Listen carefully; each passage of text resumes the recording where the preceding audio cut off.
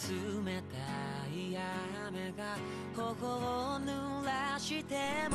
up, everybody? J Rock Freak here, back with another review for you. This week is a manga review. The manga is called Bloody Monday. This is one I randomly found a couple weeks ago, and it's really good. I would show you guys the manga, but of course my friend has borrowed it and I have not gotten it back yet. So I can't show it to you, but it's really good. The main characters in this manga are there's Falcon, whose real name is Fujimaru Takagi. He's a hacker, and he's really the main protagonist in this story so far. It's mainly just him. And then there's also Maya Orihara. Sorry if I'm not saying it right. Orihara. She's a Russian spy, and she's kind of like, I guess, a secondary main character because she plays a really big part in the whole story. And then the other kind of minor characters are, there's his school newspaper club. They're kind of involved in a way. They're like all his best friends. He's part of the club. He doesn't really take part in activities much. He kind of disappears and does his own thing. But there's them. And then there's also his sister, Haruka. Now, she's important because, I mean, she's his sister and she's very ego. She has dialysis. But he's always taking care of her and trying to do the hacking thing on the side. So that's why she's kind of an important character. But those are the main characters of the story. And the plot of the story is that Fujimaru's father gets blamed for a murder that he did not commit. And Fujimaru's attempting to unframe his father. He's trying to figure out how to prove that his father is really innocent and really didn't kill the person they say he killed. But while he's trying to figure that out, there's a whole bunch of secrets that come out that he didn't know about. Turns out that there's a virus that was let out in Russia. They call it the Christmas Massacre. There was a virus that was let out not only in Russia, but now it's possibly let out in Japan.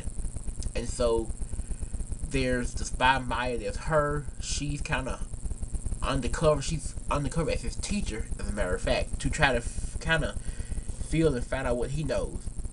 So it's kind of like a struggle between him and her. She's trying to figure out what he knows. He's trying to figure out what she knows. But he don't really know that she's really involved yet. But he's kind of feeling that she is. And I mean, when you see the backstory about the massacre and the virus, it made the manga. It really put it into a dark place. So far, I mean, that's pretty much the plot of the story, but it's really kind of twisted. It was released. It's a kind of older manga. It was released from 07 to 09. There were 11 volumes, and it's completed now. There's also 2 more series of mangas. There's a second season to this one, and then there's a final season manga. The final season has 4 volumes, and the second season has 8 volumes. So there's also those. But this main set of volumes from 07 to 09, and there's 11 volumes of it. So hopefully I'll get a chance to read all of them. And also, that was mainly it. But my thoughts on it, I mean, it's a really dark story. It kind of reminds me a lot of Death Note. When you see the manga, it looks like Death Note. He kind of reminds you of L, just a little more social than L was, but he reminds you of L. And the story is kind of dark and mysterious, where you don't know, or like how L knew who Kira was. He kind of knows who the spy is, but he doesn't know who the spy is.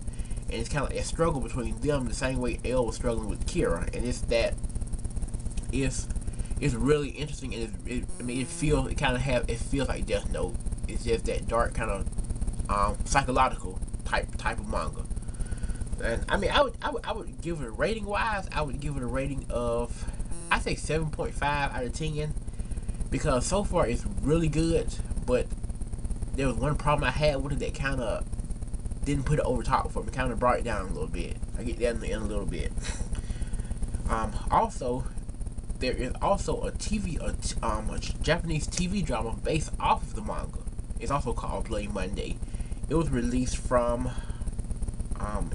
October 11th, 2008 to December 20th, 2008. That was the first season of it. There's also a second season that was from January 23rd of 2010 to March 20th, 2010. So there was 2 series based off of this manga.